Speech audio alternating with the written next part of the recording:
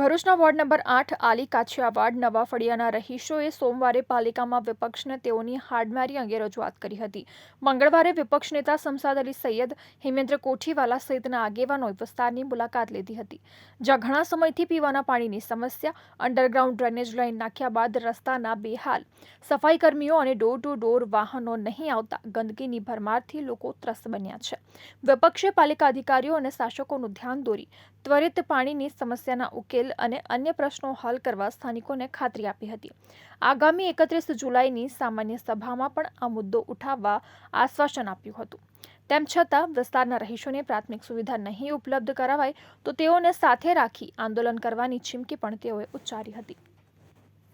અમારે અત્યારે ગણપતિ આવવાના છે, એટલે અમારે ત્યાં આગળ અમારે ગણપતિમાં કેવી રીતે કરવું, તદુપરાંત ત્યાર પછી તરત જ નવરાત્ર આવશે તો અમારે ગરબા કેવી રીતે ગાવાના। આ લોકો ટેન્ડર બનાવવા માટે કોઈ પ્રોસિજર કરી નથી, માપ લઈ નથી ગયા।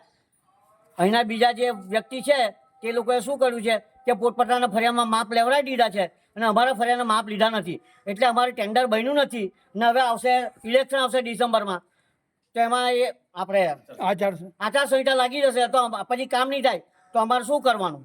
આ કશું વ્યવસ્થિત કામ કશું થયું નહીં। ગટર લાઈનનું કનેક્શન જો કોઈને આપ્યું નહીં, એ પહેલા અંદર મીઠું પાણી આવતું થઈ ગયું, અંદર કઈ જગ્યાએ લીકેજ છે, જ્યારે ગટર લાઈન ચાલુ કરશે તો મીઠું પાણીના ગટર લાઈન પાણી બંને મિક્સ થશે, પછી ઘરમાં પણ ગંદુ પાણી ઘરમાં આવશે। અમારા આની રજૂઆત તમે તમારા કોર્પોરેટરને કરી છે? રજૂઆત બધી કરી। આ ખાડો ખોડ્યો છે 15-20 દિવસથી ખાડો પડે દુકાન, આ દુકાને તો ખાડો પૂરો નહીં, હજુ એને કમ્પ્લેન થઈ છે, હજુ ખાડો વ્યવસ્થિત થયો ને બ્લોક કાઢી મૂકેલા ગાડી ફોરવીલ આવવાની તકલીફ। જ્યારે પાણી આવે છે ત્યારે મીઠું પાણી આવતું નથી, અને છેલ્લા 4-6 મહિનાથી તો સદંતર પાણી પણ બંધ હોય છે। આવે છે ત્યારે મોડું પાણી આવે છે, દોડું પાણી આવે છે।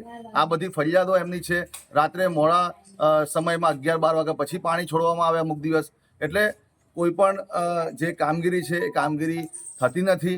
એટલે નગરપાલિકાના ચીફ ઓફિસર છે, પ્રમુખશ્રી છે, લાગતા વળગતા અધિકારીઓ છે, તેમને કહેવા માંગીએ છીએ કે તાત્કાલિક આ વિસ્તારની તમે પણ મુલાકાત લો અને એમની જે રોડની સમસ્યા છે, પાણીની સમસ્યા છે અને સફાઈની કચરાની સમસ્યા છે, તાત્કાલિક દૂર કરવામાં આવે। આ સમસ્યાઓને તાત્કાલિક નિરાકરણ કરવામાં નહીં આવે તો આવનારા દિવસોમાં રહીશોની સાથે નગરપાલિકા ખાતે આંદોલન પણ